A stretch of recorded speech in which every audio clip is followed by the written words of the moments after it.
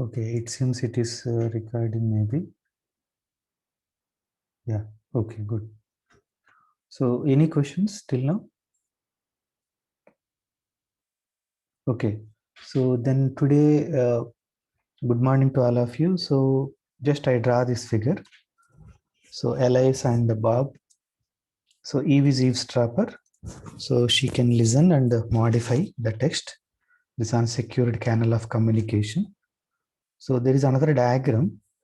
So cryptography, we are going to discuss these things mainly. Is Vipin, is it everything clear, audible? Yes, sir. Okay. Audible. Yeah. So the cryptography mainly we're going to study these things. So I forget to look at what is AE means finally. Okay. So I'll check later. Any one of you know? Let me know what is AE means. Okay. So there is cryptography mainly related to confidentiality. First beginning. In the confidentiality, we have block ciphers, stream ciphers, Authenticated encryption. authenticated encryption. Okay, thanks. Okay, so block ciphers, stream ciphers, and then we have public key crypto system. So block ciphers, stream ciphers are related to symmetric key crypto system. So that we started. Today also we discuss about that. Later we'll go to public key crypto system. Then we'll study hash functions, digital signatures, and MACs, message authentication codes, right? Then if time permits, we'll go to entity authentication, zero knowledge proofs, and so these aspects, other aspects. Any questions you want to ask related to this diagram?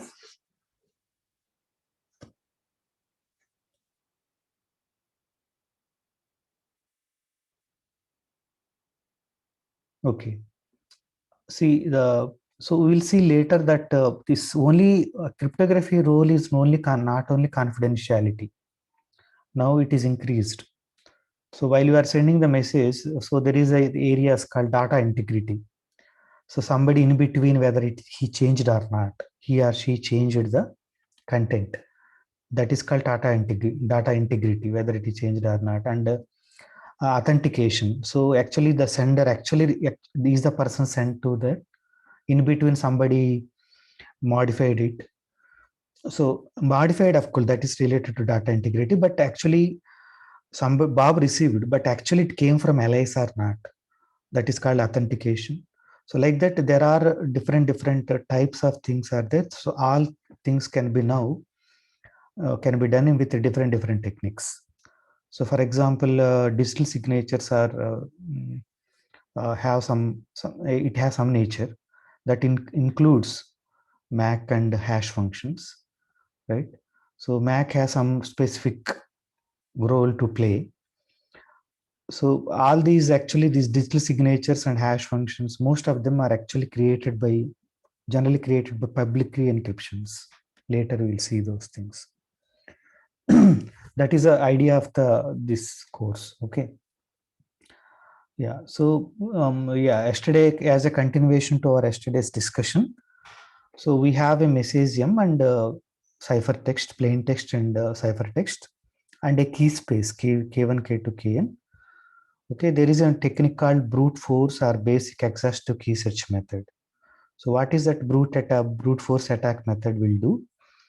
So now checks for each ki belongs to k. So decryption can be done or not. Suppose you are accessible to key space, then you try to decrypt the message. Attacker try to decrypt the message. Okay. So it is a original message or not.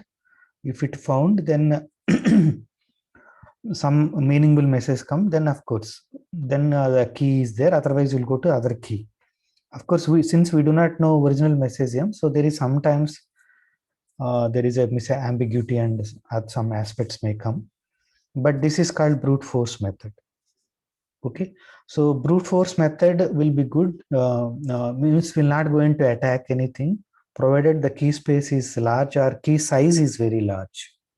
So that is one of the techniques that people later utilized. They increase the size of the key, then it is very difficult to attack the problem. Okay, so this is brute force. Actually, from the Wikipedia, I collected this. So Bruce Share. So he told very nice statement about the attacking.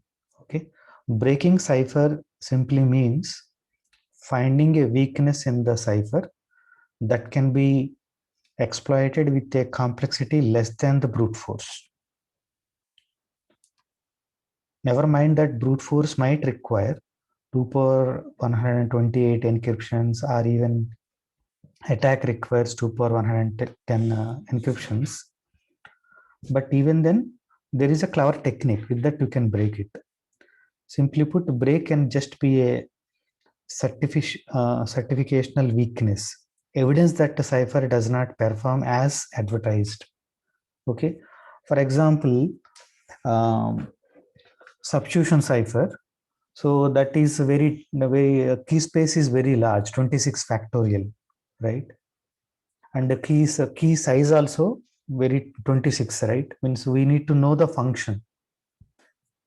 Okay, but as Vikram told, so Vikram, can you say now? I given some table here. You want to add something? Yes. So basically, the frequency analysis works perfectly for monoalphabetic cipher. So monoalphabetic cipher, I mean, like as you said, for in substitution cipher, it's a one-way function. It's like for every alphabet, I have only one ciphertext. So it works over there. So what we do over there is like we take the ciphertext and we find what are the frequency of the alphabet over there. There are certain assumptions like we must confine to ourselves that it is the ciphertext is English only, so it's not other language, something like French or something like that. So uh, and what we do is like in ciphertext we find the frequency of the all the cipher alphabets, and then we try to match it with the frequency of the alphabets in the English language. In English, E is the most frequently used letter. So what we do is like we take the E and we match it with the cipher, where which alpha in ciphertext which alphabet is mostly repeated. So after that, we use some permutation and I won't say permutation combination, some logical knowledge about the English language. If we have three alphabets and we have at the end E, then we can guess that both the that first two letters can be the T and H, something like that. If we have a single a ciphertext, so I can guess that can be something like that. Yeah. So, for example, you can see here that E occurring more times. Actually, it is 13% of the any text you take. There is high chance that 13% E will repeat.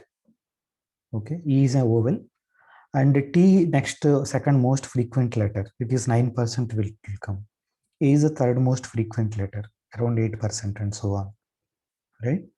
So, as he pointed out, the major weakness of substitution cipher are in general so mono thing, that each plain text symbol is always maps to a same ciphertext symbol. So there it will easy to frequency analysis will help to break the code. That means that statistical properties of the plain text are preserved in the ciphertext also. Right. So any questions here?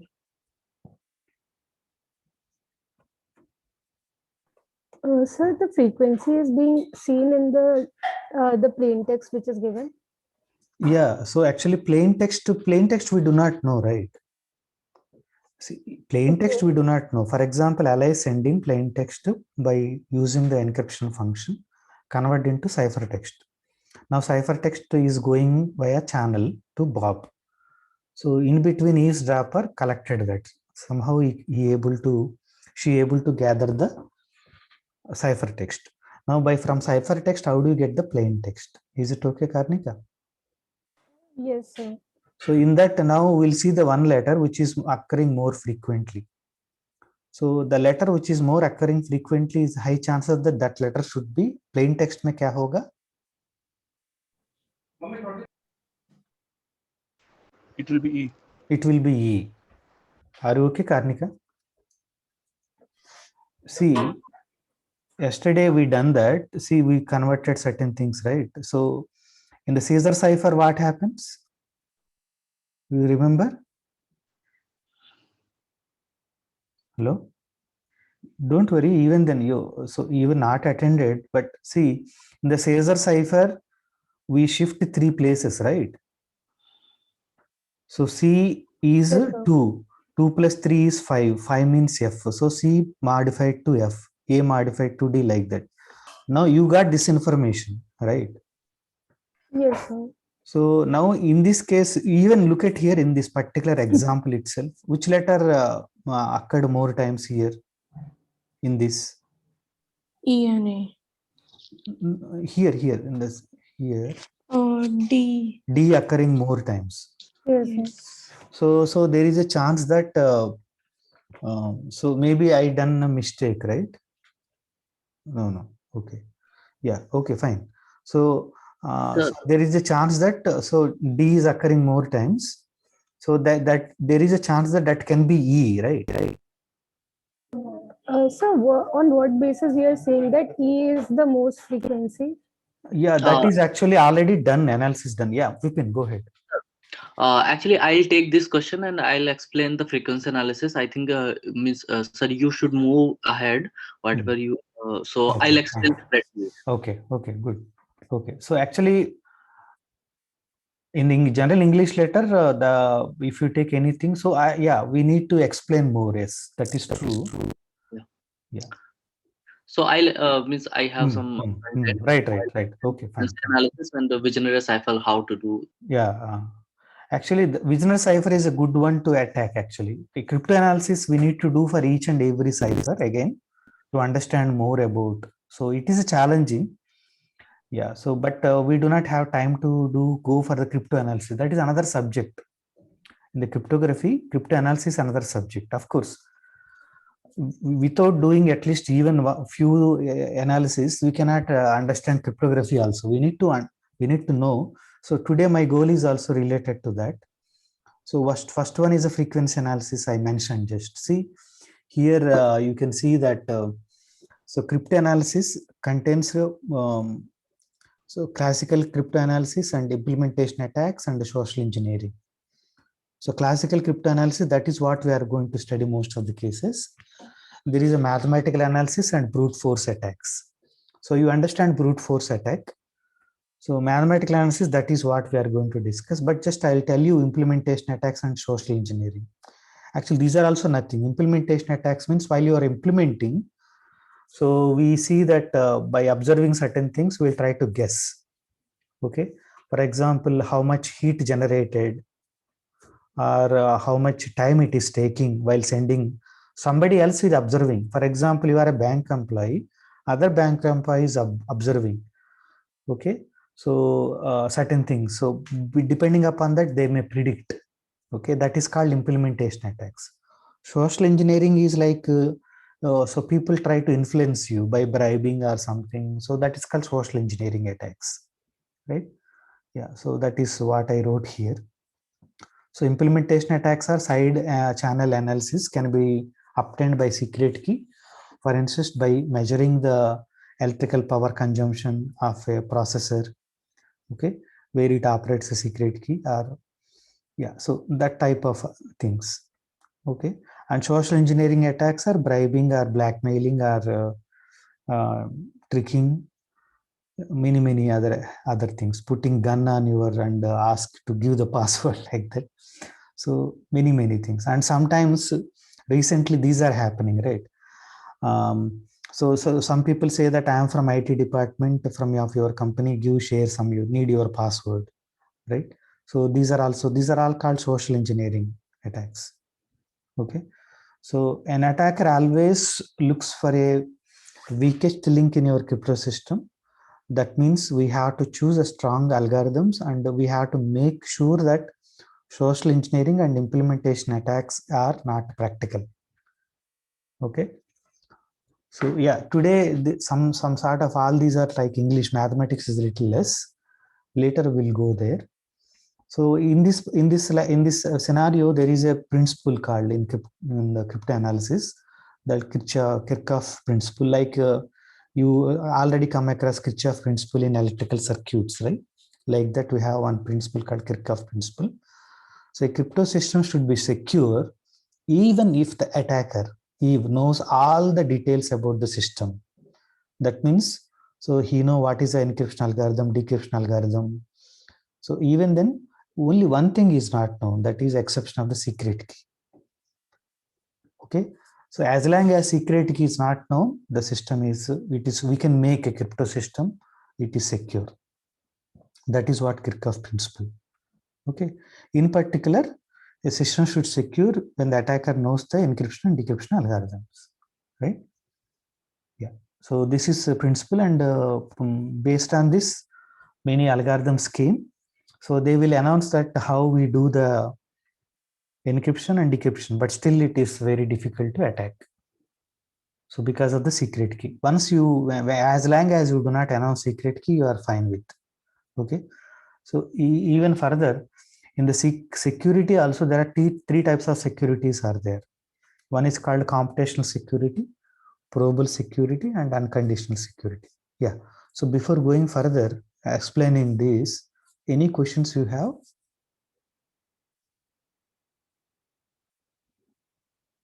Okay, so actually computational security means that it requires lot of time, so to compute that.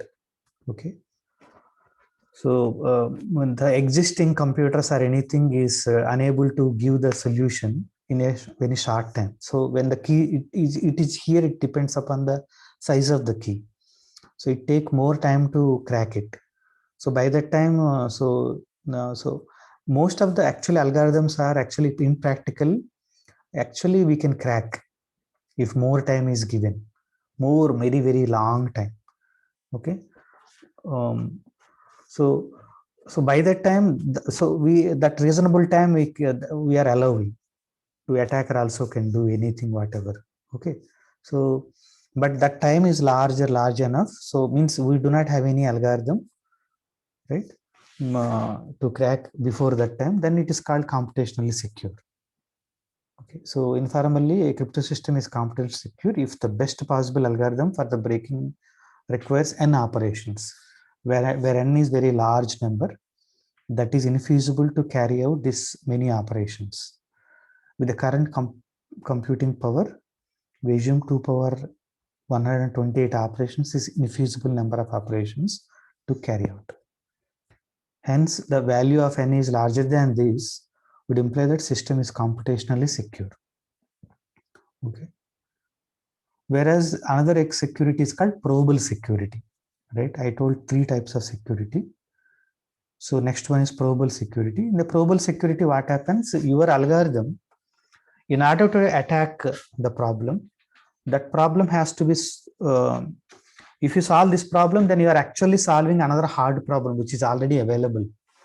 So you convert your encryption plan, encryption algorithm in such a way that, so while you are attacking that, you are actually solving the hard problem, another hard problem. So that is called reduction.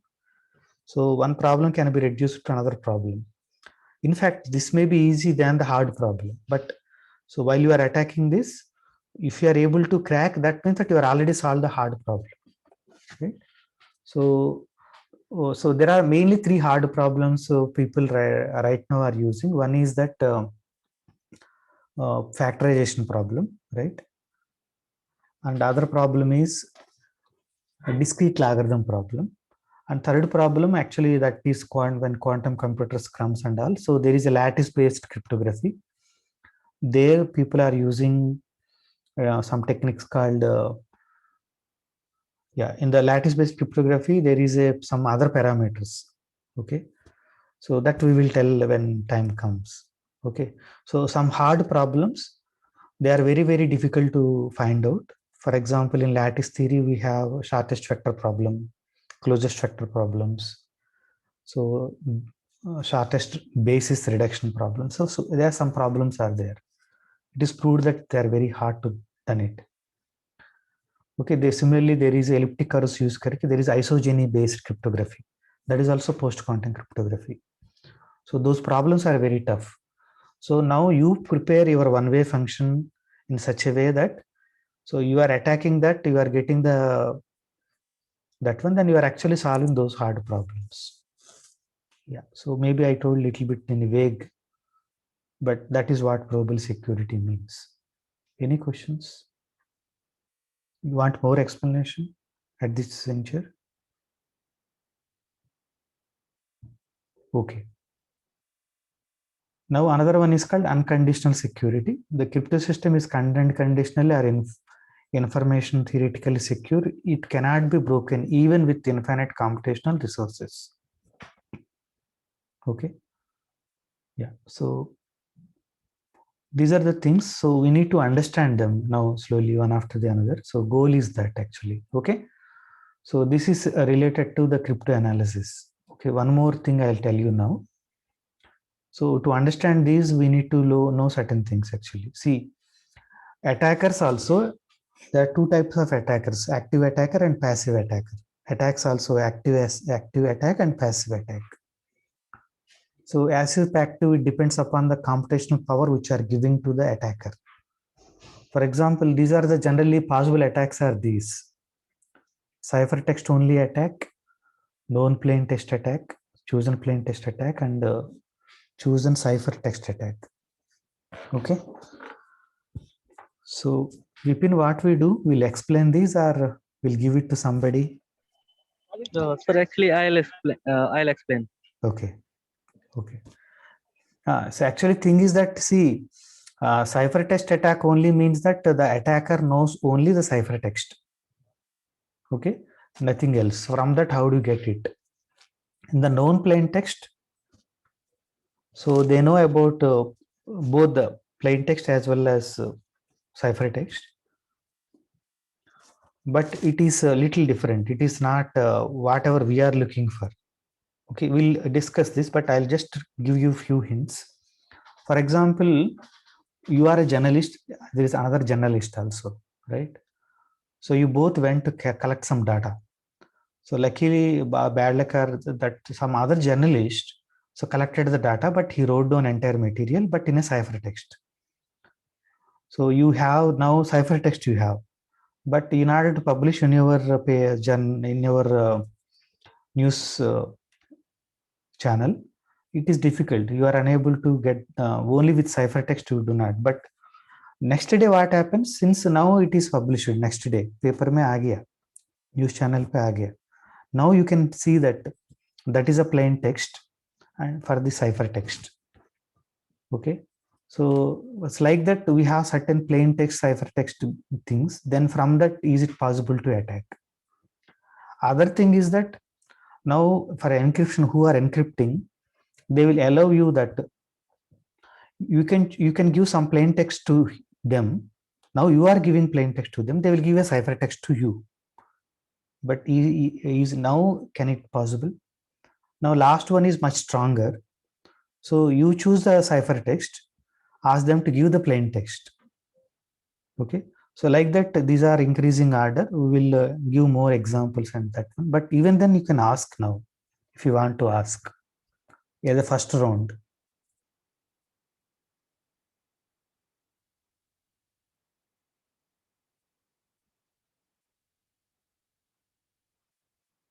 As a first attempt, you have any questions you want to ask? See, for ciphertext, what is the question? Yeah. Yes, please go ahead. I didn't get the last two. Okay. First one you understand? Yeah. Can you repeat? Okay, let us repeat so that no problem. Yeah, repeat. What is ciphertext attack only means? Meaning that attacker knows ciphertext only. Only, right? From that, they want to get the possible. So, for example, in the channel, see, even sometimes we cannot get even ciphertext also. For example, I am sending mail to you, right? Is it somebody else can get the ciphertext also? No, right? Yes. No, sir. Yeah, assume that even able to somehow we able to get it. So you will get only ciphertext. From that, is it possible to get the plain text? That is the first category. Second category is what? Yeah, Aditi, now again go ahead. That the attacker knows both ciphertext and plain text. Ciphertext, plain text known, but it is actually whatever he does not look, somehow he got it. for certain pairs only. Okay. What is the difference between these chosen plain text and known plain text?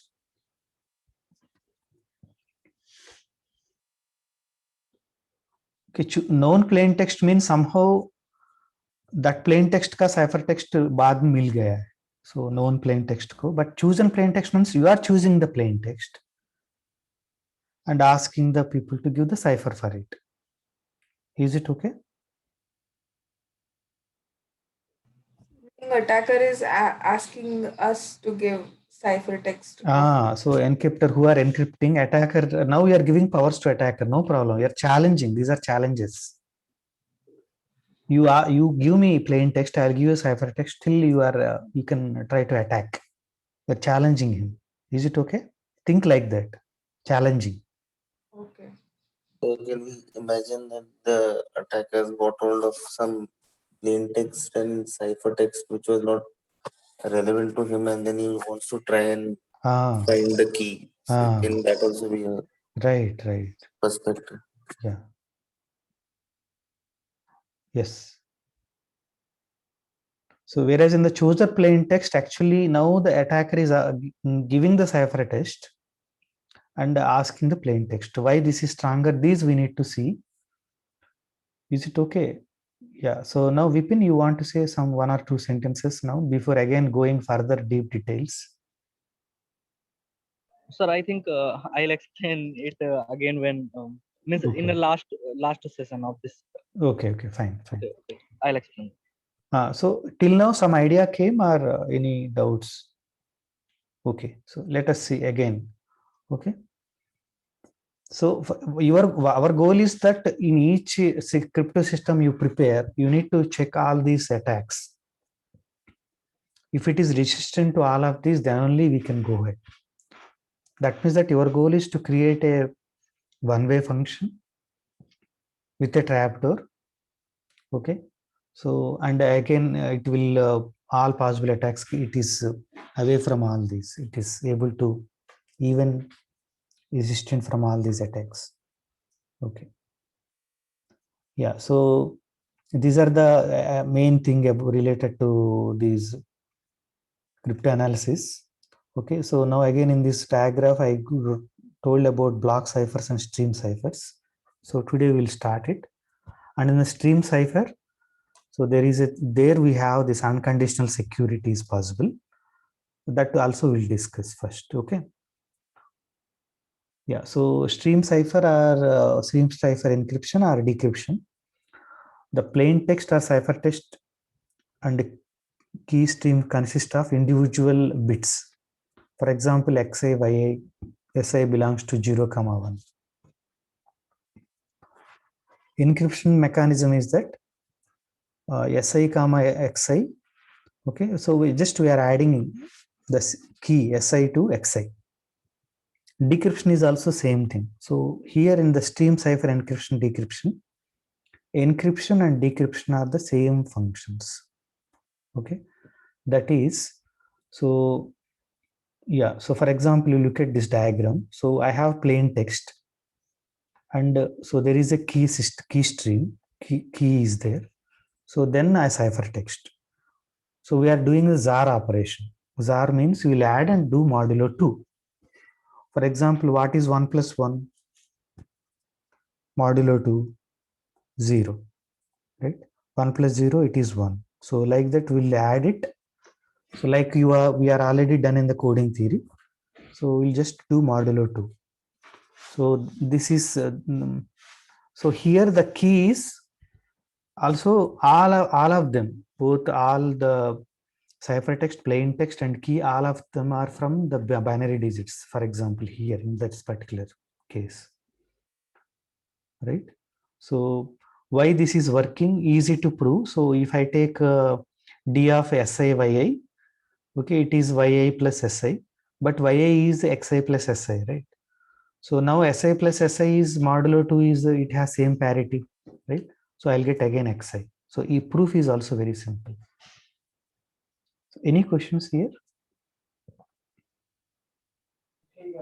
So here the key size must be very small, the key space. Yeah. But so we'll come to in a while. So here we are doing stream 1 bit at a time, right? Okay. Yeah, but final we have a very big message, right? Yes, sir. Yes, sir. But very big message. Now the thing is, you can see that for each thing there is a secret key, है ना? See, entire thing के लिए one secret key is different. Now for each letter there is a secret key, right? Is it yes, not? sir. Is it not strong? So, but there are only two choices, right? 0 and 1. The 0 secret and key 1. can Yeah, be 0 yeah. for individual. Very good. Yeah, very good. Correct. Yeah, for each one 0 and 1 is also there, but even then it is difficult. We'll see that. Actually, this is the cipher. This is the most toughest. Means it is unconditionally secure. Yeah, Karni, somebody want to say something? Okay, sir, but it is prone to the ciphertext only attack, right?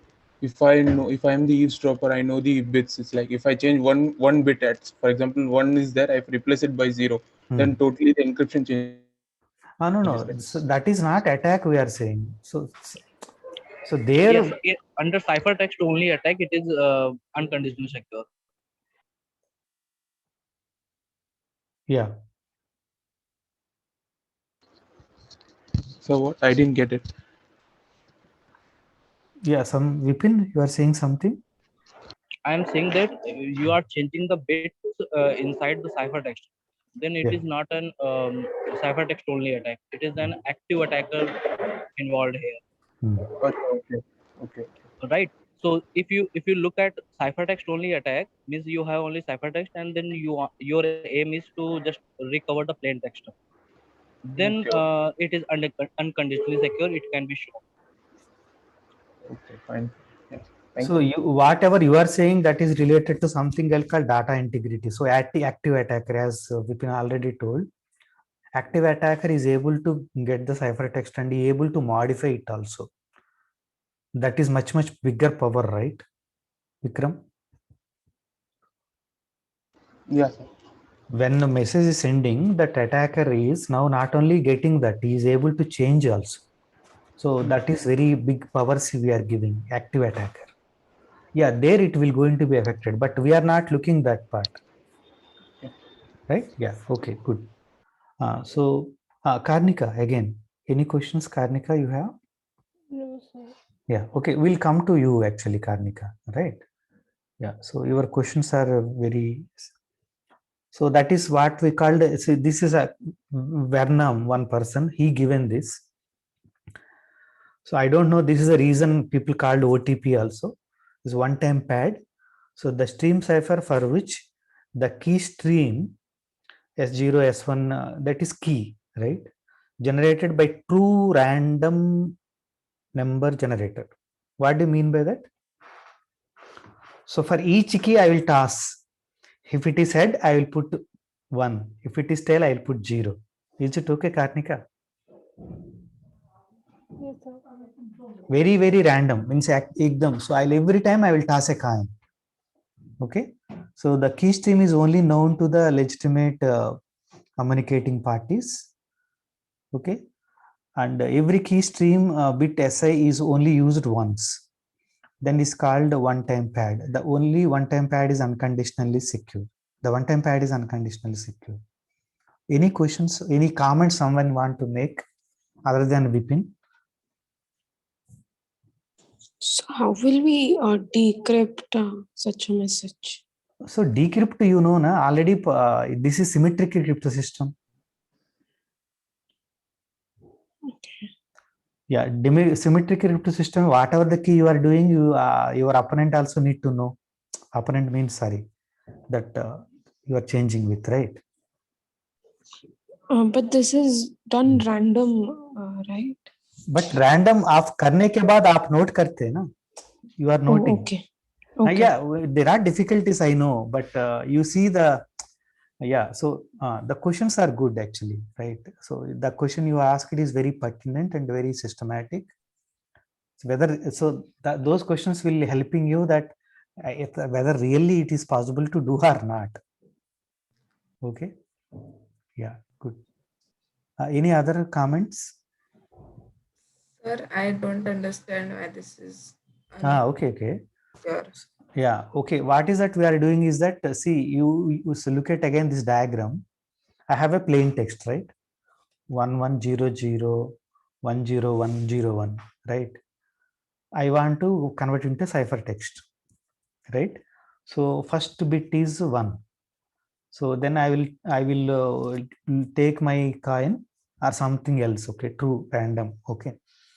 Then I will toss it, and then I will if it is said, I'll take my key as 1, otherwise 0. Like that, for each bit I will take a coin and toss it, and then I will take. Okay, so my key, for each bit, the key bit I am taking, and then I'm adding to that. Then I will get the ciphertext. If that part is okay, Aditi? Yeah, sir. Yeah. So for P1, I'm taking S1. So sorry, general I'll call M1, M2, Mn. So for M1, I am taking M0, S0, M1, S1, M2, S2, and I'm doing the ZAR operation, right? Yeah, and each one used only once. So that means that again I cannot use 0. Again I will toss, and again, and next time when I'm sending again message, again I'll do that. I will not use this key. Then only we'll say that it is a unconditionally secure. Okay, so in one-time pad, key, plain text, ciphertext, and are bits of the same length. Are you able to see that? Are the same length? Yes, sir. So, sir, for them to be unconditionally secure, have to be long, right? What is long actually? You are correct. What is long? Can you repeat? I think the limit was, the number was 2:1 something. That No. What is the size of the key here? 2:n. N meaning what is n and all? like the number of letters there are. Number of letters there in where? In the plain number text? Of bits. Number of bits. Number of bits, okay. Where in the plain text? In the plain text key, any same. Yeah, so. Sir, it is 2 union 2 plus 2 square, like that, 2 cube plus 2 raised to 4. That's the cardinality. No, I am actually not understanding that why 2 power and all is coming. What I able to see is that key size is same as the plain text size. All the sizes are same. But the plain text could be of any length, right? Any length. That's why. So I am. So that's why I'm not talking about how much length it is. Right? Okay.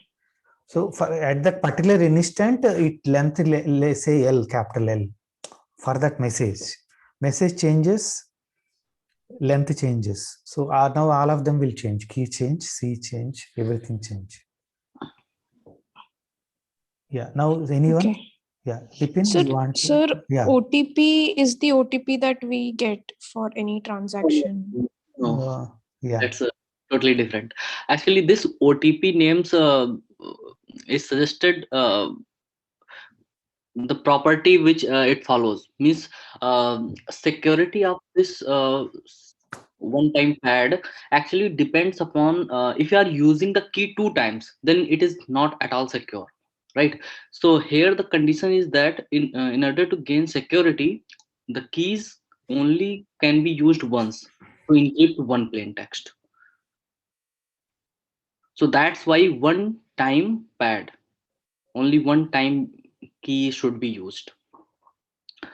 Now second thing is that whenever you have some message, right? So message could be arbitrary length, and now how much long it is, that length you have to generate the key of that size only. So here, if you want to figure out concretely what is the plain text space and ciphertext space, so plain text space you can think of 0, 1 star, right? 0, 1 star. Star represents here arbitrary length. So one time name is just only for the key should be used only once. Right. Every time if you are encrypting another message, you have to choose another random key. I think the question How? we are trying to ask is that how much should be the length so that we can say that it is unconditionally secure. Because if this length is very small, then then ultimately the space of the key space would be predictable, because the whole space would be 2 to the power something. Like if Yeah. it is only 2 bits, so the stream has only S0 and S1. Yeah, for that I told already that the key size is actually as length as the message size. That I already told, right? Okay. But sir, is there a limit to that it should be minimum this much? No. So as message changes, everything that key length also Okay. changing, right? Okay. Yeah. So But so in how every, will you make sure that the keys are different? Is no. Suppose that you are using. How do you use it? Suppose that you have to use OTP, right? You have some plain text message. How long it is? Suppose that 10 bits, Okay. right? 10 bits. You want to send the message, right? Now you need to use OTP. You require one key, right? Yes. How long it should be? 10 bit. 10 bit long. How do you Yes. generate that? Randomly. Randomly. So you have to access one random source, right? Either tossing a coin, either some software which produces Rolling a dice or something. throwing a die when Okay. it had when even comes 0, odd comes 1, right? Okay. right. This way you toss 10 times, so you generated a one random key, right? Now you XORed your message with this key, right? Because 10 long, so each bit is XORed with the corresponding key bit. Okay. Right? So what would you get? 10 bit again longer ciphertext, right? You send it wherever you want to send it, right? It is totally secure with respect to ciphertext only attack. Means anyone looking this cannot know what is your plane, right? Yes. And it received if the key the you generated, if the key is with to the receiver, right? Same key. If key is to the receiver, then receiver will again do the same thing that you XORed message. Right? He will again XOR the ciphertext with that key, and corresponding plain text will be there. Why it is possible? Because the XOR operation is like this only. So that is what we have here in the theorem proof, right? Same SI we used at both the places, right? SI. You see that encryption, decryption. But the problem here is that okay, the pertinent question you asked a very good question, that how apparent will know, Bob will know, but they have to share. So actually, message sharing, now they are sharing key, right? Now if key is known, then attacker will know the message. yes. No, I'm just joking, telling the details. So maybe it is used when the sender and the receiver is the same person. No. Sender and receiver both has same key. Then only this. Yeah, but like sir said, if they are transferring the key, then there's a chance of him hearing that. Yeah, right. Leaking that. Yeah. So again, maybe that can be again done. See, for that one, actually, they have to meet first. For example, in Mumbai, there is Elephanta caves are there, right? Yes. Yeah. First, they will go there, so they will meet. So they will toss the coin as much times as message they want to send. So they can exchange message there itself. But now they are exchanging the key and they go back their homes. Then they will send it. Just joking. Sorry. Yeah. So sometimes certain things will be useful to us to understand, right? Sir, for example, maybe like what I can link is, you have transactions you do online, like internet banking, and the bank sends you an OTP, and you have to enter that in the bank on the bank site. So actually, it's the same person, right? It's the bank which is sending you the OTP, and you're sending back the OTP to the bank itself. So maybe, because it's the same, so it's just verifying that I have received it. Okay. Maybe, I just So I will also. It's basically just authentication. Yes, just authenticating. Correct. Yeah, so that is Just little different actually. These are the problems here in this script analysis, cryptography. Small variation may the objective everything will be different. Yeah. Okay. So, but whatever you are telling may be true. So we need to look into that. Yeah, I will. Yeah. So actually that OTP is just for authenticating. Bank yes. wants to authenticate whether you are the right person or not. If you are the Yes. right person, then only you possess that OTP, right? And that OTP would be used on some website, right, where you want to access. So whenever you will try the access online data to some available to some other resource person, then you have to log in your password, right? You have to prove your identity to that system. Then he will check whether you are actually that person what you are claiming or not. So for that purpose he will use two-factor authentication method. So two-factor authentication method is first factor is that what you know, so you should enter the details there at website, like login ID and password, right? After that, second factor is authentication, is that he will send OTP, right? That OTP will be sent to registered mobile number. So that OTP, whenever you receive, you have to enter that there, right? Then only you will gain the access there. That Yes. OTP stands for the one time password. One time password, right? So that one time password is used for authenticating the person, entity who is trying to access the data.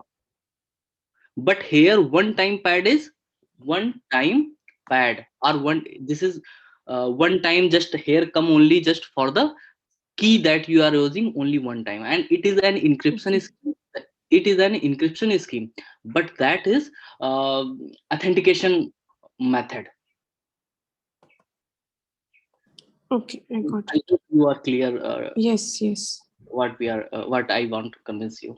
Yes. Right? Yes. See, these things earlier once we discussed related to. I just recall one time those things in the fourth chapter, fourth lecture. So I discussed few of these things to you. See, the objective of cryptography is not only confidentiality. So confidentiality is the one objective, means securely sending the information and all. But there are other objectives that is called data integrity. Data integrity means that receiver of the message should be able to check whether the message was modified during the transmission, either accidentally or deliberately. No one should be able to substitute a false message for the original message or parts of it. Is it okay? This is different.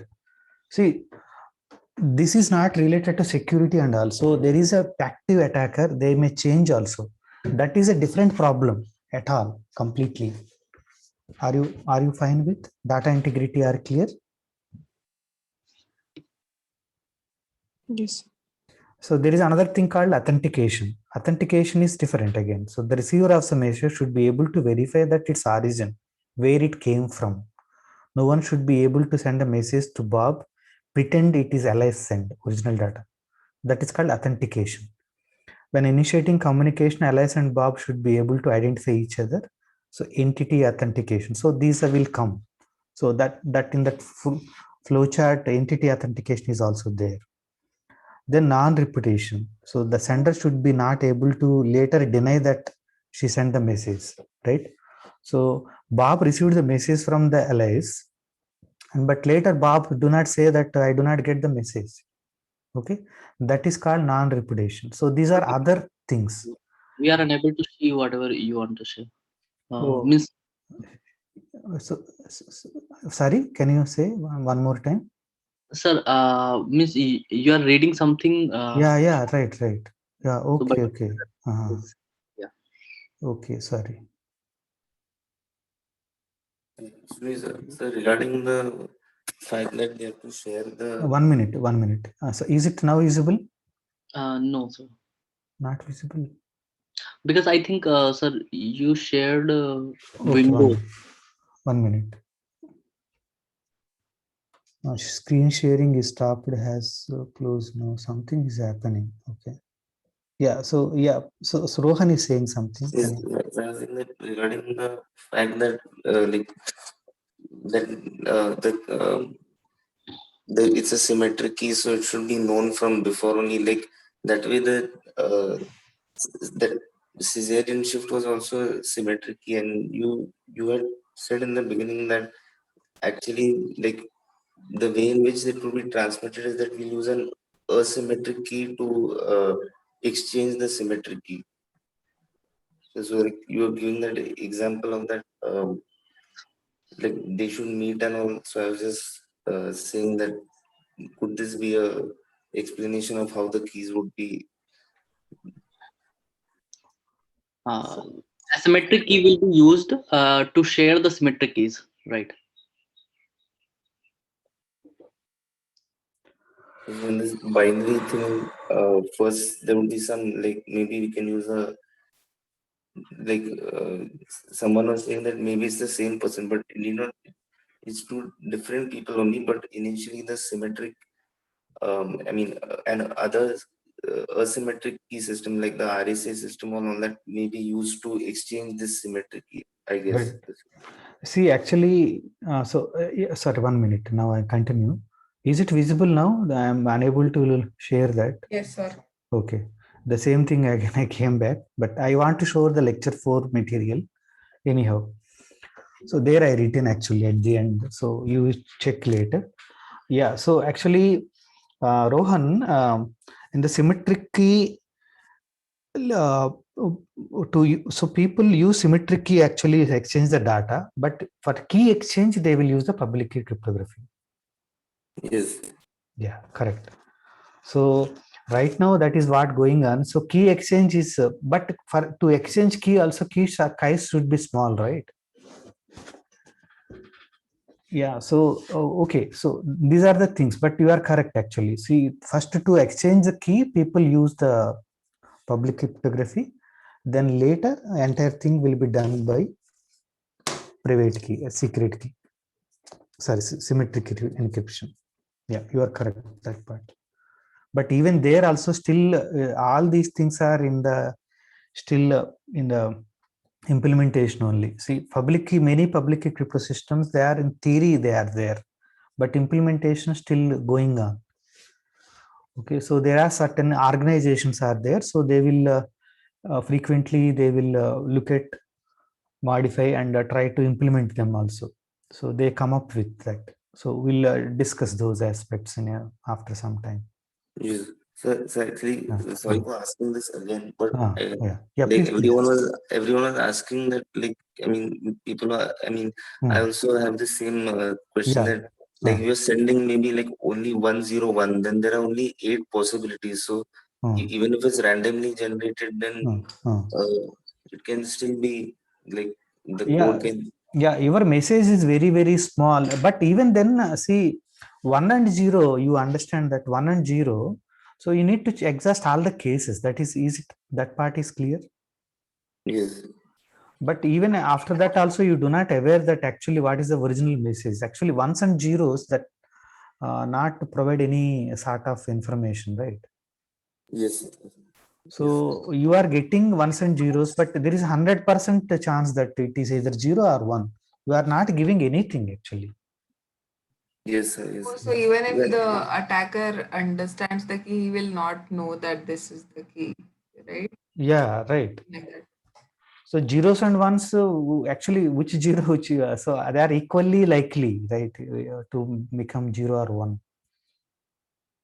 It's another small details. The key size you're saying is the length of the message, but shouldn't be 2 raised to n only, because the way n is the length of the okay, I'll come to you. Actually, that is what actually he's saying.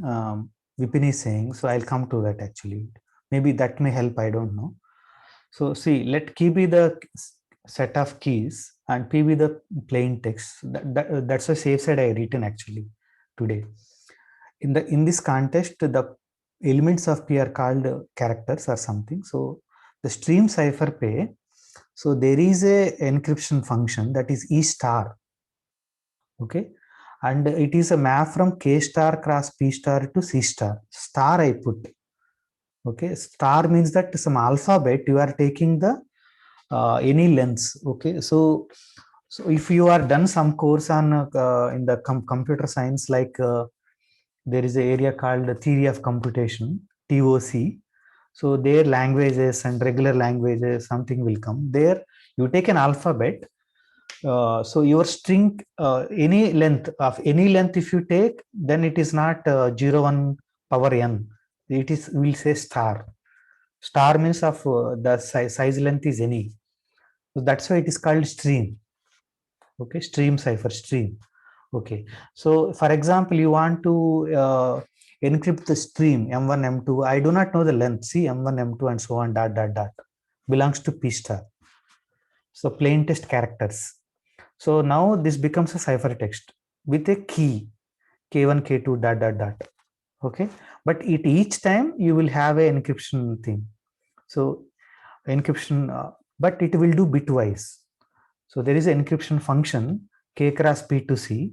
So that CI will get from MI with the KI, E of KI MI. Okay. So, but actually original function is E star. It is, but bitwise we are actually, for each bit we are taking a key. So the message, whatever will be the length of the message, based on that the key size will be there. So somewhere I am unable to, it is my inability only, 2 power n why you are getting, I am not able to see that. Yeah. Sir, the n will change, right? Which one? Yeah. So it's for a fixed length that we are talking, but I think you are trying to say is that the length is not fixed. The message can be of any length. Any length, yes, that's what I'm saying. Yeah. Message can be of any length. At each message, so you want to have unconditionally secure, 100% secure, perfect secure. These are called names for it. Then we need to have key size also as much as the message size. Then only it is. Otherwise, if you do not, these are not satisfied. Actually, Shannon proved all these things. Then whatever the crypto system you built, in future also you built, okay, then that is not going to be secure. Okay, so if you give unlimited time, unlimited resources, then every system, it can be broken. Okay, unless only OTP, this one only. Yeah. Is it okay, Rohan? Still have not conveyed? Yes, I will just go over it later also. Yeah. But so Vipin, do you understand? No, what you are saying means who asked the question. You are bringing, suppose that you are taking the message of length n, right?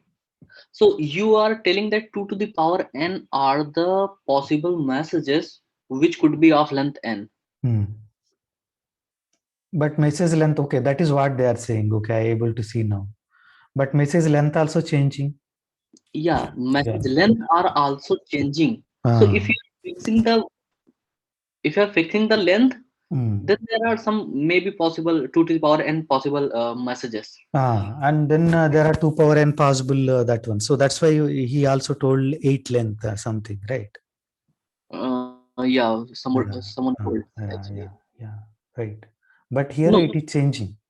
I was not actually, I am not clear about what the question they asked. They are asking that some 2 power n, that's what actually I am also. The cardinality of the key space. Cardinality of the key space, right? 2 to the power n. If you fixed, when you will fix the length, when you know the message actually what you want to share, right? So suppose that you have written your message, so it will be of some fixed length, right? It can't be infinite. So say that is n length. Now you require key of only that size. So how many possible keys are there? 2 to the power n possible keys are there,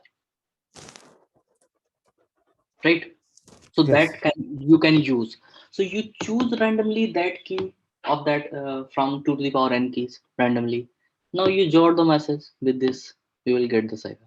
So if you want to say that what is how many keys are possible here for a fixed n length message, then there are 2 to the power n.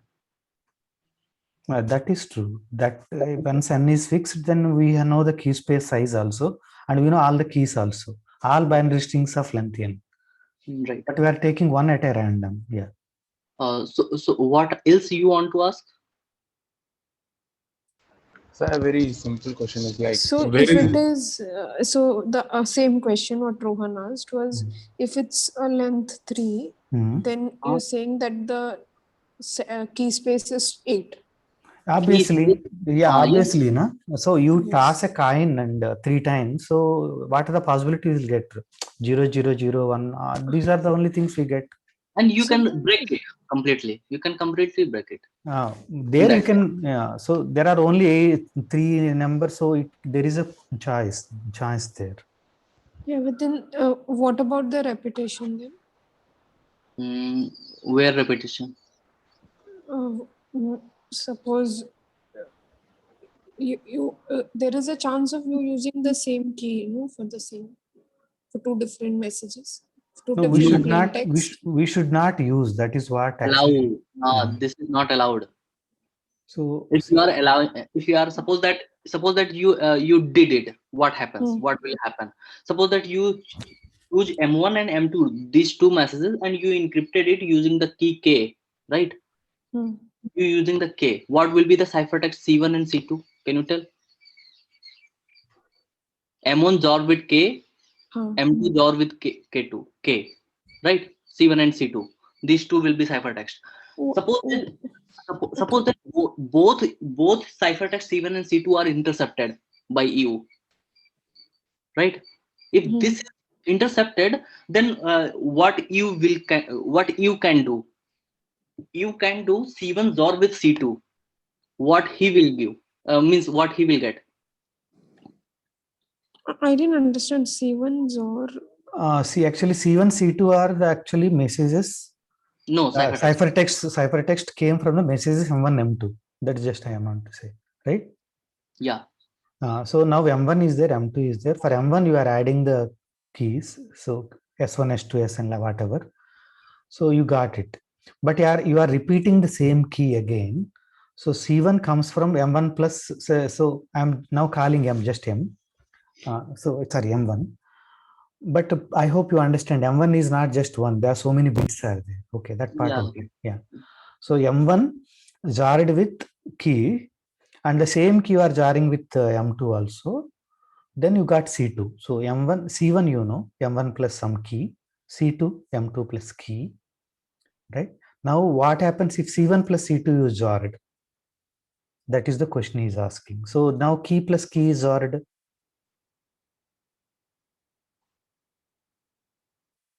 C1 is equal to M1 plus key, C2 equal to M2 plus key. So C1 plus C2 equal to M1 plus M2 plus C1 plus C2. Is it okay? C2 plus means here XOR, mod 2 operation. Is it okay, Shruti? Okay, yes, yeah. Then those so keys gets cancelled. The message to be equal. Yes. So now C1 plus C2 equal to M1 plus M2.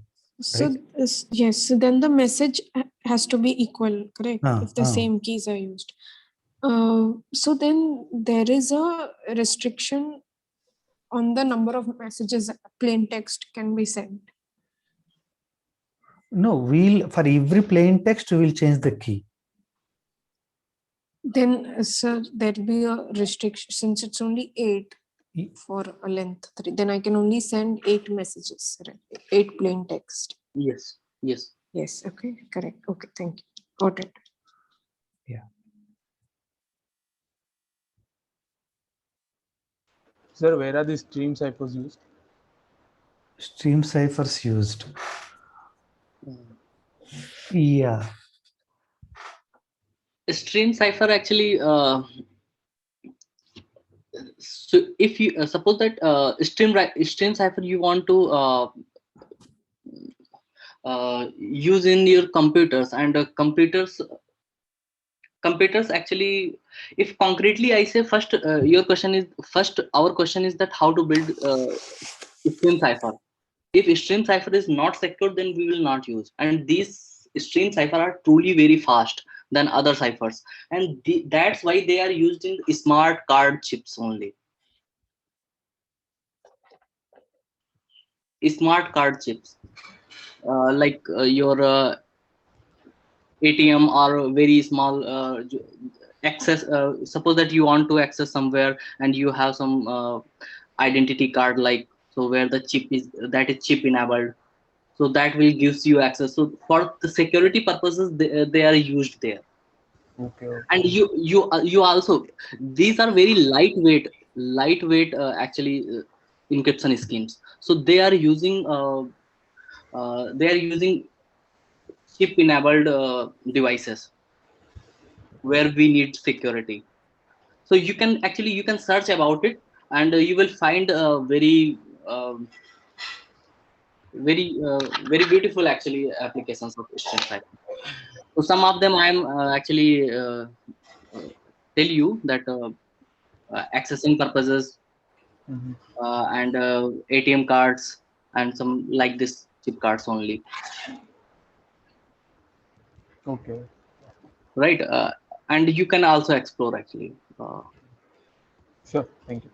Yeah, actually, thing is that if you ask these questions, we go to answer all these things. Then actually, this area. So we network security. There is subject called network security. There is subject called cyber security. So all these come into picture. Yeah. So actually, this subject is very useful. Keep on asking these questions to yourself. Then actually, you are not doing one course. Okay. So later you will realize that to keep on checking these things. So you go to cybersecurity course, then again they will teach all these things. You go to network security course, they will teach again all these things. But they will go application. Later they will use it for different purposes. But this is very basic. So when you start giving application, then you are actually moving to some other subject. Okay. So sorry, at this juncture but one or two applications are required where we are using that. I agree with you. Good. So can Sir, we? Yeah. Time. How much time is left? Yeah. So let me do actually. I had to cover a lot. I do not thought that I'm very happy actually. Today discussion is going well, but we not proceeded further. So give me some time, then I will come to you. Yeah. What is it? For which purpose you want asking? Actually, the means what are the attack models and the security levels you find probable security. So I want to provide a okay. Okay. I'll give you at 10 o'clock. Is it okay? Yeah. Right. Right. Okay. So let me just do something here. Yeah. So there are people now later trying to use variable length one-time pads and all, right? But whatever it may be, that the key size should be larger than the. See here, I wrote key is equal to 0, 1, then message is less than or equal to L, message length. Then again you can do. So people tried little bit variation. So Shannon showed that essentially one-time pad is the only perfectly secure cipher system. Again, to show you why it is perfectly secure and all, actual proof I need to go to probability theory.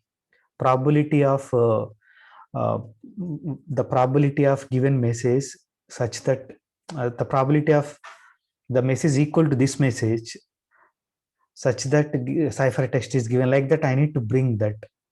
Okay. So but I will, time permits, I will go into them, but otherwise this perfectly secure cipher and all, I'm just told that I gave the facts but not proved. Aisa ho jayega. Okay. Yeah, I know that today a little bit without giving the concrete things, I am stating few things. Yes. Okay. So Shannon showed that essentially the one-time pad is the only perfectly secure cipher system. Thus, we know that at least in theory, most practical systems can be broken. This does not, however, imply that most practical systems are useless. Theoretically breakable, cipher system should be suitable for an application if the users in confined that is was unlikely for an attack succeed before the cover time for that application had elapsed. So that is earlier also I told, right? So yeah, and this particular rewriting the definition of stream cipher I already told you one more time. So now to cover this one, so though it is perfectly secure and all, but we have a lot of problems are there, right? The key size should be equal to the plain text size, and Now exchanging key itself creating problems. Every time also you need to have perfectly random, ekdam random, then only it is perfectly secure, right? And you cannot use the key again. So all these, it is in general, it is actually one of the major problem is that creating randomly also difficult, right? So you want to send a message, you sit down and take a coin and do that. So, and then jar it, then how much time it will take, you understand? You are sending an email and each letter again converted into binary. So how much big length it is. Now for each one you are tossing a coin and finding the true random one, then it is very difficult. Is it okay?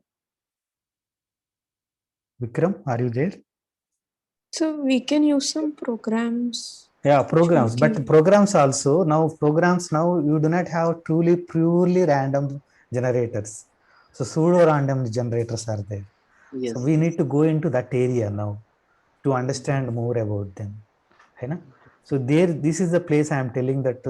So what do you mean by random? What do you mean by pseudo random? I have to go to probability theory, right? So I told to Vipin that this part actually. So in entire course, this is the one place I may face difficulty. It is because I am not introducing probability, right? So whether to introduce that, now I have to introduce so many things. So, but the interested reader, now you are doing the stochastic process course. So interested reader, please look into that. It is not complicated, but it takes at least some 1 to 2 hours explanation is required. Is it okay? No, sir, we can give you, we can give them actually as a material, reading material, something. Material, and also if they want to present it, that is a good idea, Vipin. Many thanks. Yes. Very good idea. Yeah, but it is not very simple. The idea is very simple. Only thing is the time allocating only. That's the only difference.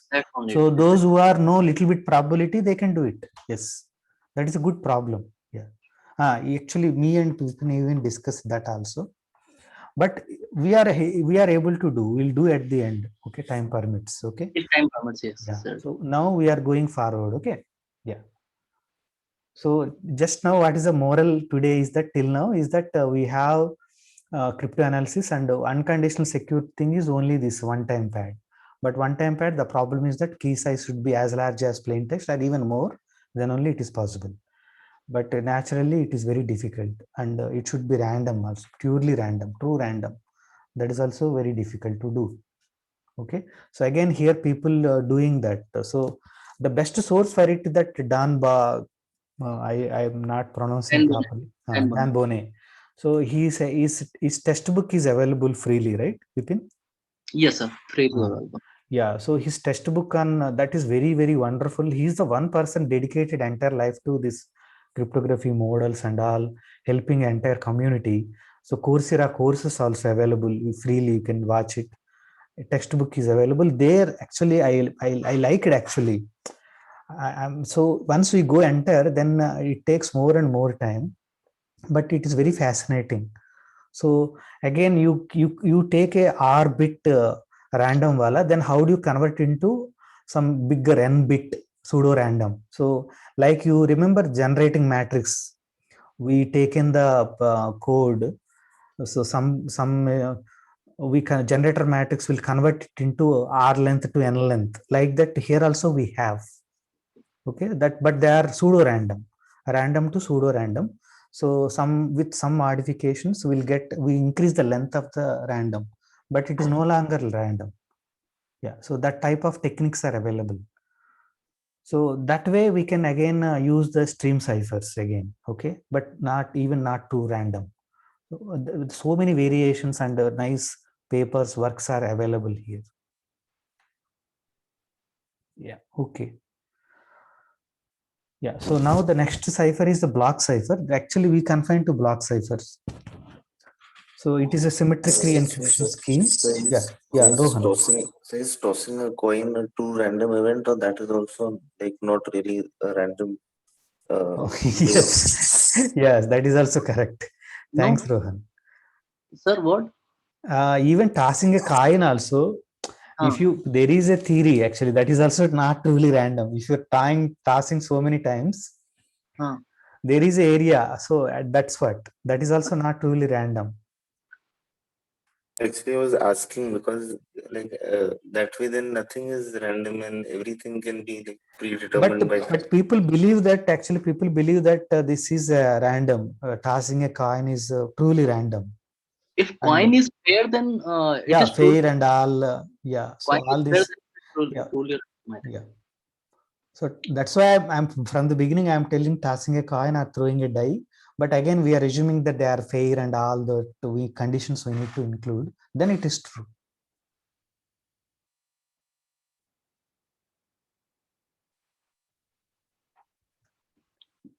And also this is not the only tossing coin and throwing out dice. There are some other natural phenomena which are assumed to be truly random. And some truly random devices are some truly random number generated devices are also devised that are based on the rain or some natural phenomena, right?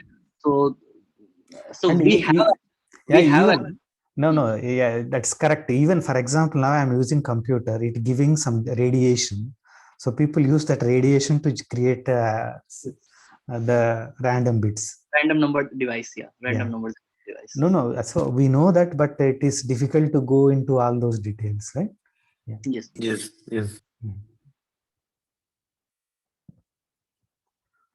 So the block cipher is a symmetric key encryption scheme. So here public key, private key, so plain text and ciphertext are of some length, fixed length will take. Means your message now divided into blocks. Okay. So then key space is, let us say, 01 power r. So now encryption function is from 01 power r cross 01 power n to 01 power n. So we'll take k comma m goes to, we'll give a length n. So, but now here it is not ZAR. Do not now come out of that ZAR. I cannot do R with n. I cannot do ZAR operation, right? So using the secret key of binary length R and encryption algorithm E. So every plain text blocks m of a fixed binary length n. The resulting ciphertext C is equal to may also have length n. Here n is called the block length of the cipher. Okay. So this is just a small diagram related to that box. Okay. So message is given, key is given, then we'll get the ciphertext. Okay. So here Shannon told that this we can make nicely secure. Of course, unconditional secure to nahi ho payega, 100% secure, but Shannon given a very nice paper in the early 50s, means 48, around 1948, 45. So he given a method. So that the classical crypto system, symmetric crypto system itself, but you have to use so many times certain things, then you can make it secure. So he proposed two things called confusion and diffusion. Okay. So by using confusion, diffusion repeatedly several times, then you can make the system secure. So just I'll give the diagram here. X is your original message, Y is the ciphertext. So you will do diffuse, confuse, diffuse, confuse, diffuse, confuse. I like that. If you do n times, then it is almost secure. So this type of things he gave. Okay. So then that is people used actually later. There is called Feastel. So Feastel, so your given message divided into two halves, left part and right part. So then IP is some function, it will permute first. Then the right part ko you will add some function F1, okay, ZAR with F1, and then and also we will add to the L. Then that is becomes a next R1. Okay, so suppose L0 R0. Now this R as it is went to L1. So like that, there are now this operation will be repeated. This function F1 we will tell in a while. So this will do 16 round. Then the people proved that it is possible. So that is called data encryption standard. So just let me tell certain things, then yeah. So this is overall picture of that, but now time is running up. Okay, so actually see this yeah, this RI that right part. So there is an expander. The expander will expand it, and then there is some boxes. So this now confusion part, then permutation. So we'll get this some function f. Then now that we'll add it to Li. Then we'll get. So that is the inside. It is lot of things are going on. This f contains lot of things here. Okay, so that we'll do 16 times. So that way he proved that we can have DES is proposed. Then this is there up to 2000. Then later people proved that there's another thing called AES. So Sneha will tell that, but this also I need not yet completed. I need to discuss this part. So you need to understand what is this F actually, right? Yeah. So what we will do, Bipin? Can I now leave? Yes, sir. I'm sharing some. Okay. Sharing. So I will stop first sharing. Yes, yeah, you can share. So I'll make you co-host. Yeah, right. Sir, the link that you had shared was that that was some Feastel block. Yeah, Feastel block. Yes. Is this the same thing as DS? Because yeah, DS actually uses DS is different from Feastel, but it uses Feastel only. Okay. Yeah, actually, so later we will tell you that there is a place. Yeah, you are able to do it. Yeah, Vipin. Yes. You tell that a particular organization, right? Particular organization. So ICIR or which one it is that? IACR. IACR, yeah, IACR. So there they will do all these things, no? Means, for example, DES they make it standardized, right? Yes. Okay. So can you see my screen? Yes, we are able to see your screen. Yes, go ahead. Okay. So first, Kirchhoff principles, sir has explained. What is the essence of Kirchhoff principle is that the only secret about the crypto system should be the secret key, right? It should not be known to attacker except means everything should know attacker, but except the key. So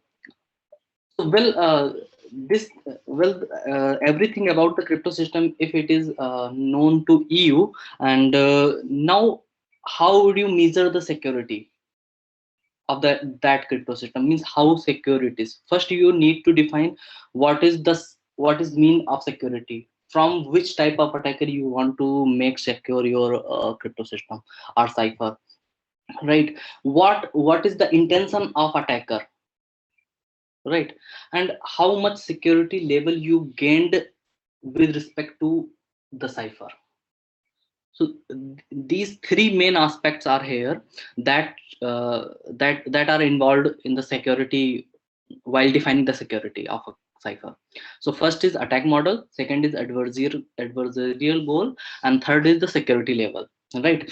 So Vipin, give few seconds between. Okay, now just give few seconds, then we'll proceed.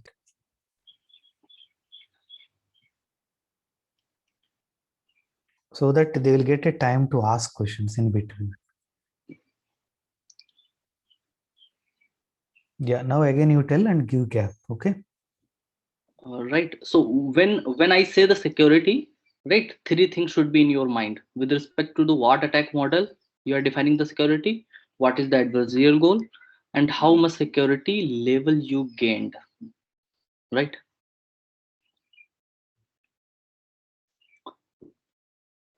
So here the briefly I'll explain what is the attack model, adversarial goal, and security levels, right? And then we'll come one by one to each one. So attack model, actually this specifies the information that is available to the adversary, right? In what attack model? Attacker what knows extra about the pre-assumed things according to the Kirchhoff principle, right? What the extra thing? Now, adversarial goal specifies exactly what adversary want to know, right? And according to that, we will say that adversary was able to carry out a successful attack on the system, right? And security level tells you that how much attacker will take how much effort attacker will take in order to carry out, or in order to gain the goals, whatever he or she wants to. So on the basis of these three things, security of a cipher is defined. So still this is uh, just intuition, and I'll formalize it. Attack models and adversarial core and security level, all these are formalized mathematically things, but this is the essence. Have a look over here and we'll move ahead in a few minutes.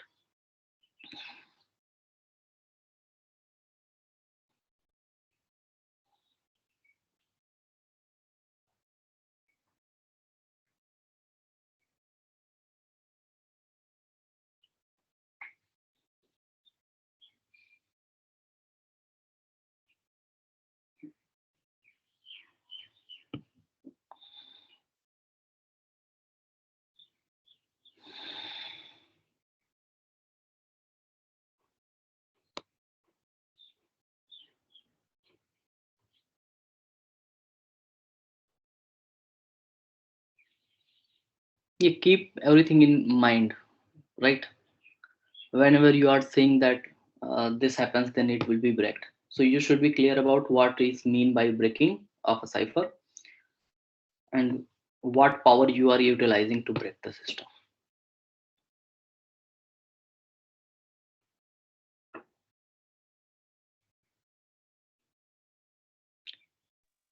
Yeah, go ahead.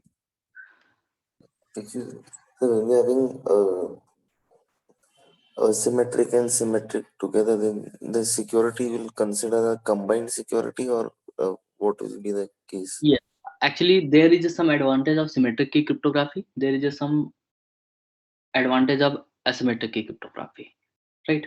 But both have some problems. What is the cons in the symmetric key crypto system? That it requires pre-shared secret. If both receiver and sender has the pre-shared secret, then only they can utilize symmetric key schemes and will gain security at desired level. And one more advantage of the symmetric key crypto system is that they are super fast.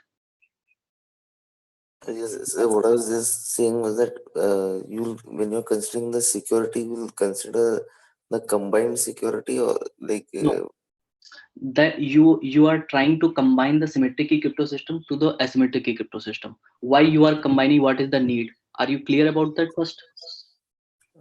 yes, like earlier we discussed that the asymmetric system is used to exchange the symmetric key, isn't it? So with respect to that, I was asking. Yes. Uh, because in the symmetric key crypto system, there is a need for sharing the secret. So if you don't have secured channel, then you have to use asymmetric key crypto system, because asymmetric key crypto system provides you sharing the message over insecure channel, right? And asymmetric key crypto systems are very slow, so they can be used for sending just a small amount of the material. So that is the key is small, so you can use asymmetric key crypto system. Now later further longer messages are used to encrypt. Asymmetric encryption schemes are used to encrypt the longer message what you want to share. So if you are combining the both things, then security of the scheme, total scheme, is relies on the security of asymmetric key and symmetric key system both. So that is this type of approach is called the hybrid cryptography. Hybrid cryptography. Yes. And also in a hybrid cryptography, you need to there are some other problems, because symmetric key material is very small. So using asymmetric key crypto system means alonely, it might be risky. So there again you need to involve some other things, and again you need to ensure about the security of both things. So together, the more system you are mixing up, more you have to analyze the security of each and everything involved there. Yes, sir. Right? Any other question?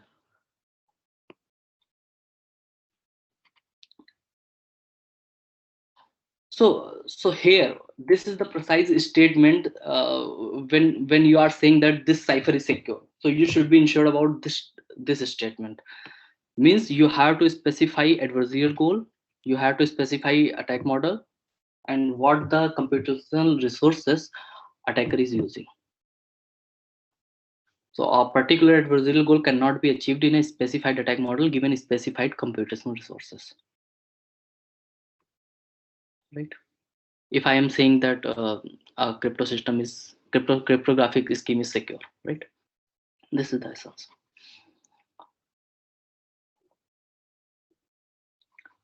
Now here are the attack models that are very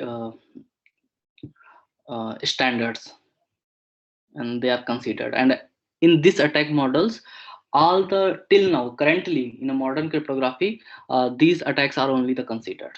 And in this attack model, attackers are assumed and the security are evaluated of the different crypto systems.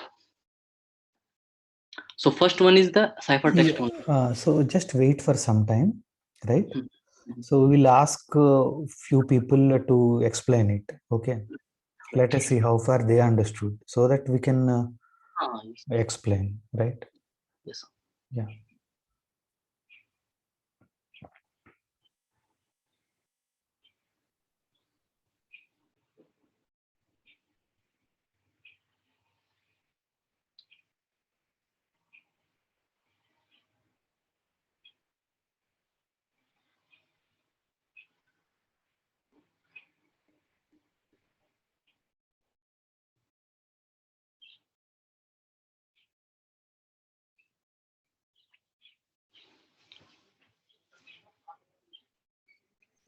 So how many of you able to tell the first one?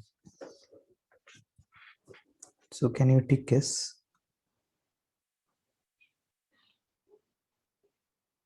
Pranita, good. Aditi, good. Only two. What about Karnika? What happened? Shruti, okay, thanks. Karnika, what happened? Are you there? Yes, sir. It is clear. So it is clear. Okay, so which one is you are facing problem in these four? Need explanation or something? Sir, so whatever is written is clear. I just had a small doubt. That are these all attack models of the passive form? Yes. Only passive attackers are considered here, right? Okay. So rest is fine. Because passive attackers are only just observing the ciphertext, right? And he has no control. Attacker has no control over the channel, so he can insert something new or he can modify the messages.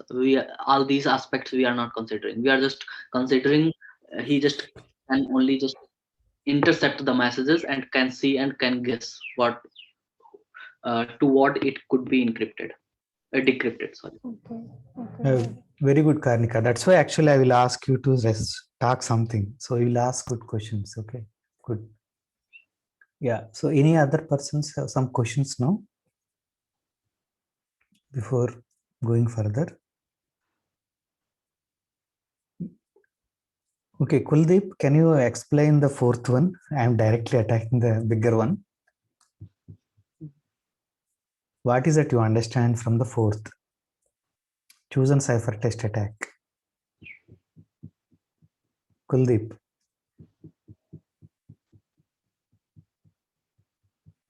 Okay. So actually, I cannot understand the difference between 2, 3, and 4. Like in Right. order. Okay, good. Yeah, that is okay. That is a good thing. So, so do you understand the difference between 1 and 2 then? Yes. Yes.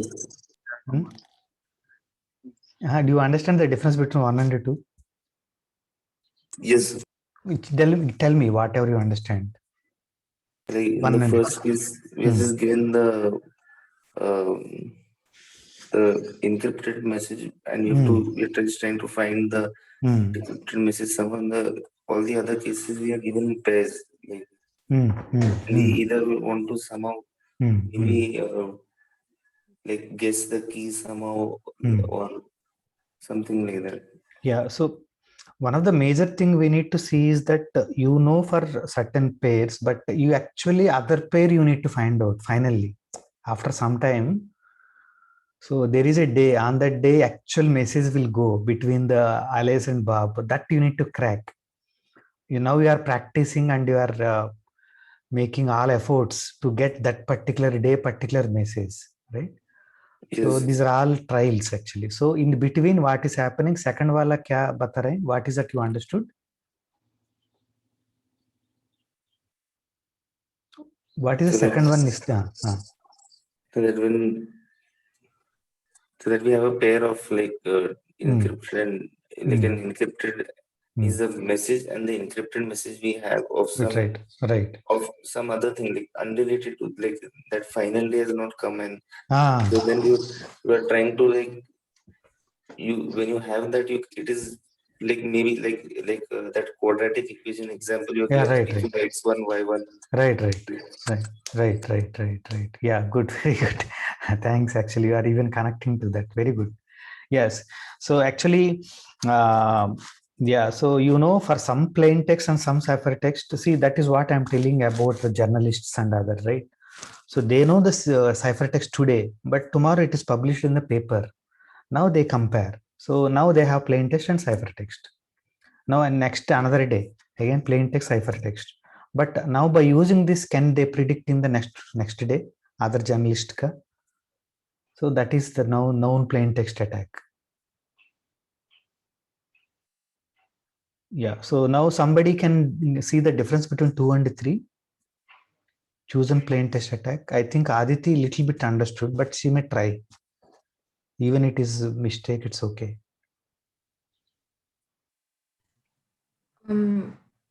Just a moment.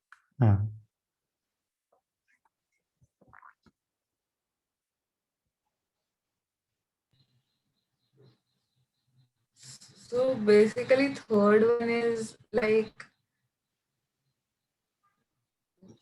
the Eve can provide any can provide a plain text for which we can give the encryption of that plain text. So okay, so look at 2 and 3. Somebody can help. What is the difference between 2 and 3? Sir, this is when the attacker gets one or more pairs of plain text, right? And second one is when you are challenging. That's what you said. That you are asking them that is challenging goes when you go numbering here. 3 is more challenging than the second one. Yes, so you're telling them you can take any number of plain text. It is not challenging. Challenging is not related to the number. Actually, second part pay. So the attacker is not no control. He is not asking. Somehow he gets plain text and main plain text and ciphertext. He is not asked for what he is looking for. He just got. He finds it on his own. Right. And the third one is when we challenge him and give it. So chosen plain text means the attacker chooses the plain text. He chosen, not known.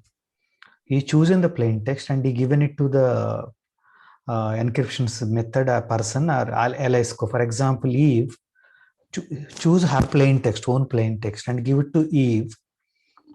Alice. and asked Alice to give the ciphertext. So plain text is given by Eve. So ciphertext is given by the Alice. Now plain text, ciphertext are there, but plain texts are chosen by whom? The attacker, Eve. Yes. So that's the difference between the third and the fourth. What If is the he's third and no? So he gets to choose the now plain 2 and text. 3 difference is clear. First, we are not going to even fourth. Okay. 2 and 3 is clear. Now all of you again take 1 minute time. I will not going to talk, but so you again analyze things and then Vipin will tell you.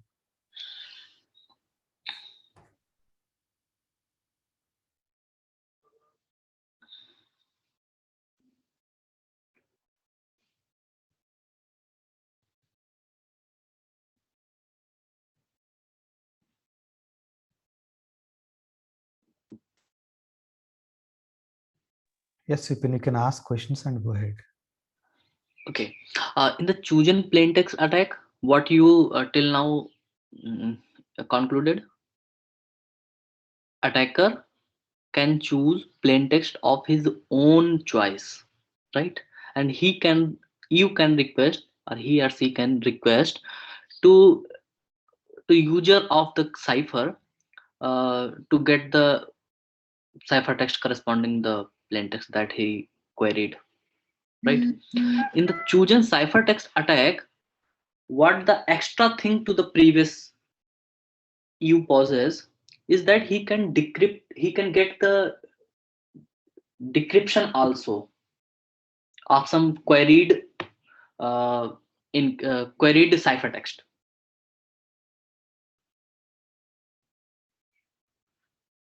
So are you able to get what I want to say?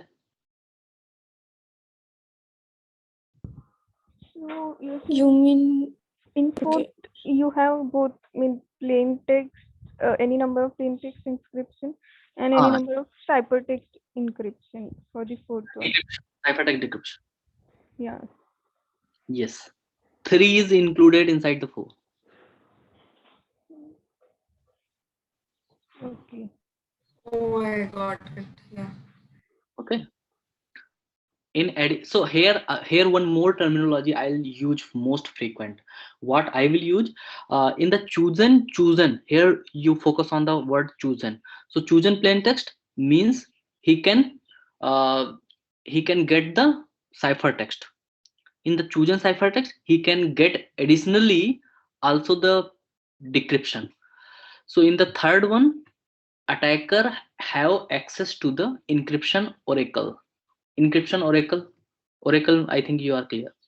Oracle means some like device who does. So encryption oracle means you just query it to some plain text and he will output the ciphertext. Right? Oracle means power, some power. So in a 4, I'll say that attacker has decryption oracle access in addition to the encryption oracle access.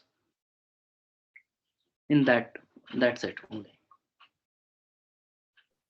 So in the last one, if he has the access to decryption oracle, yeah, then is it not almost impossible to stop him to receive the original message? Yes, but restriction is that the targeted ciphertext you cannot query. Okay. Right. So the targeted, and he does not even know what the targeted, or does he know the ciphertext? So how do you perform attack if you don't have target sum?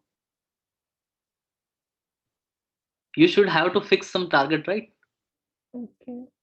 Then only you will pursue. Why will you waste time? Yeah, but if he has this machine, so he can like get the target ciphertext, no? If he has the access to the target ciphertext and he has the description oracle, then isn't it weird that only one thing he cannot decrypt and rest everything he can decrypt? No, but every time oracle will change whenever you will perform the attack. Suppose that in a bank, lunch time is there, right? And one manager who is using his desktop to do some private computations or to withdraw the money or whatever the he does. So suppose that you suddenly went to his office and you got the access to his desktop, right? Just only for 1 hour you will get the access, right? But what is your attack plan is whenever he will come on his seat, and after that you will query him, and means then only you will perform whenever you will lose the access. Okay, yes, I get an idea. Yeah. Okay. Are you clear about it? So so for that 1 hour, you have access to the decryption oracle. Whatever you want to decrypt, you decrypt it. But once you left from there, now then only your attack start. Okay. Yes. Okay. Then at that moment you lost actually access. So for particular period of time, whenever you will have access, so that oracle will not give you what you want to target decryption to that. Okay. I think that is clear actually. Yeah. So now I have explained the attack models. Now level of security. So this is also explained by sir: computational security, provable security, and the perfect secrecy. So computational security is less ambitious than provable, and provable is less ambitious than perfect. So just have a look once more time.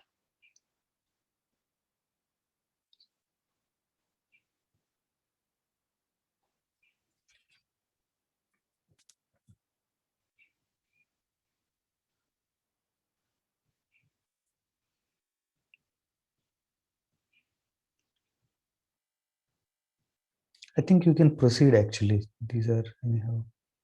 So now I'll explain the SIFT cipher is not secure. So what is the attack model here? Ciphertext only attack. What is the method you are using inside that? Is the brute force approach. This is one basic approach you can employ if the key space is not too much bigger. So here I am giving one example that how do you perform the brute force attack, but known plain text attack can also be performed.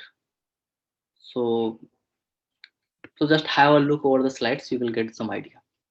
Then if there is a problem, then just ask me quickly. Yeah, this is a good example to know that what happens if I know the plain text attack, known plain text attack, right? So you are giving some plain text to the machine and it is giving the ciphertext. Now can I get the shift cipher? The key can be known.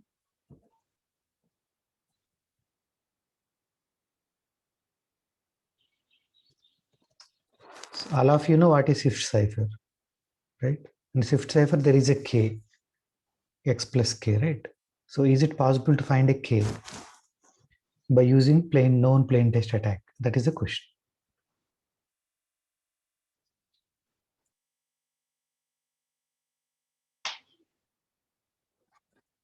From the known plain text to ciphertext, we can identify the key, right? Right. So that's what we are asking, that is it every one of you clear with that or not?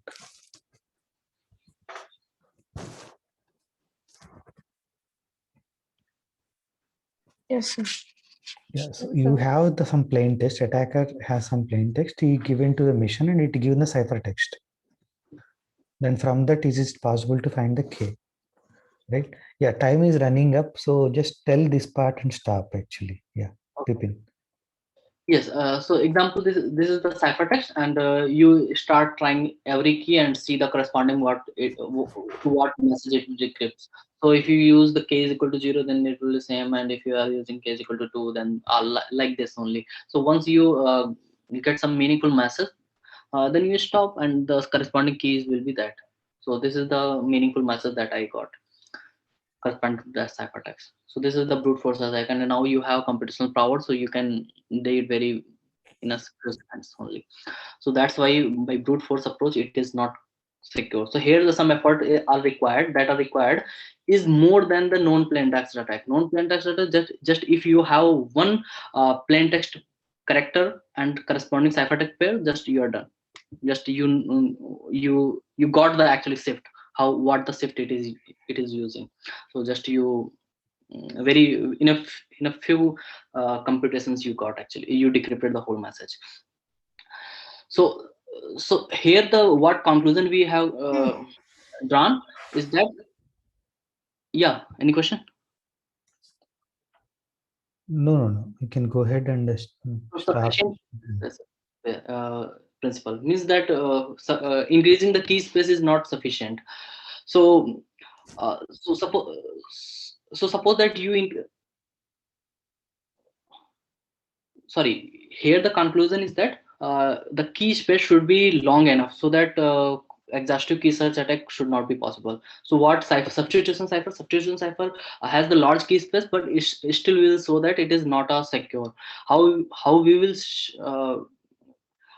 show is the frequency analysis, because every language, whatever it is, suppose that English, so whatever the message you will write into the English language will have some frequencies. They are not random. Languages are not totally random, so they will have some pattern. So that pattern are maintained by the substitution cipher and will not disturb. So here whatever the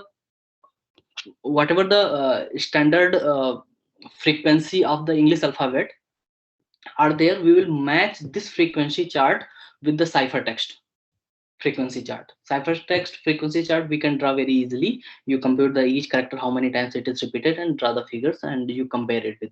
So just make the guesses what you are you can substitute. So like this you do it for first letters, and then you do substitution or guessing for the